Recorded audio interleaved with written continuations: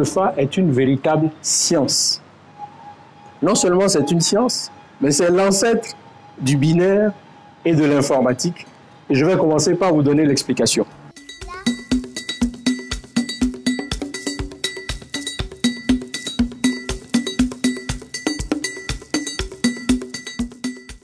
Je m'appelle Gratien Arwamenou, alias LPP, le petit poète. Je fais depuis une quinzaine d'années des recherches sur l'histoire et les savoirs de chez nous, et particulièrement le Fa.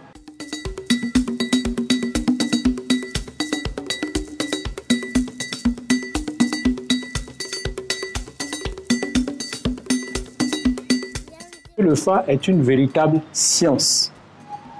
Non seulement c'est une science, mais c'est l'ancêtre du binaire et de l'informatique.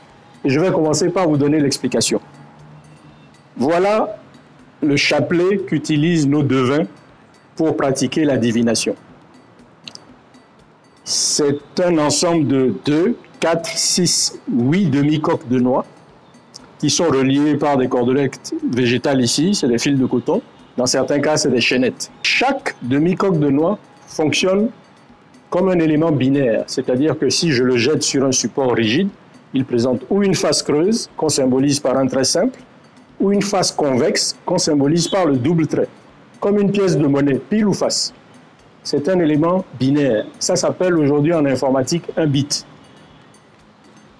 Ce chapelet, on l'appelle chapelet d'ailleurs à tort, je vais vous expliquer tout à l'heure pourquoi, comporte donc 2, 4, 6, 8 bits.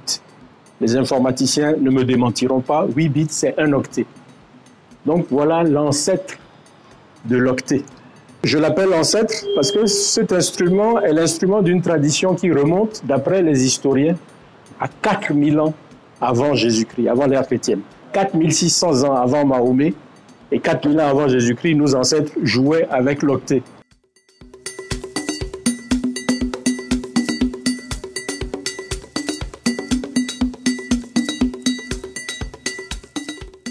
Cet instrument fonctionne comme un écran d'affichage. Quand le devin le tient par le milieu et le jette, il isole donc 2 branches de 4 et chacune des branches de 4 affiche un pictogramme. Et les deux constituent un idéogramme.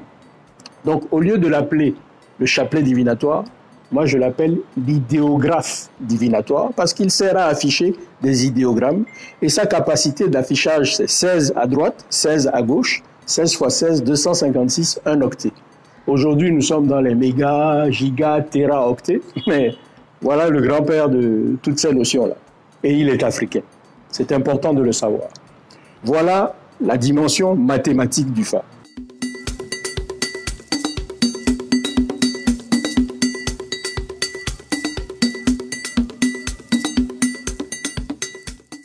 Concernant les contenus de cette science que je qualifie de globale, c'est-à-dire holistique, c'est que c'est un système de savoir qui apporte des réponses à 3 problématiques, quelle que soit la couleur de votre peau, quelle que soit votre nationalité, quelle que soit votre condition sociale. Tout être humain est soumis à ces 3 problématiques-là. Le système de savoir qu'est le Fa propose sur le pôle créature, sagesse et éducation, sur le pôle création, écologie et pharmacopée, et sur le pôle créateur, divination et spiritualité. Donc quand on dit que le Fa c'est l'art divinatoire, c'est le réduire de 6 disciplines à une.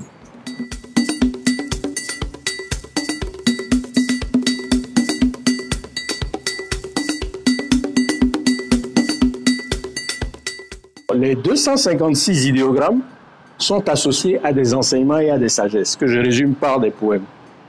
Et je dis qu'ils constituent une encyclopédie de la condition humaine. Parce que quand vous allez à la consultation, quelle que soit votre préoccupation, c'est dans cette base de données de 256 sagesses que se trouve la réponse à votre préoccupation. Et chaque être humain arrive sous un des 256 signes. Ça veut dire que si on éduque nos enfants avec ces 256 sagesses, on les a mentalement outillés pour faire face à toutes les situations de l'existence humaine. Le zodiaque, c'est combien de signes? C'est 12 signes. Nous avons 256 signes. Qu'est-ce qui est plus riche que qui? Et nous nous privons de cette richesse pour nous contenter d'aller dire « Ah, moi je suis Verseau, moi je suis Gémeaux », mais c'est rien ça.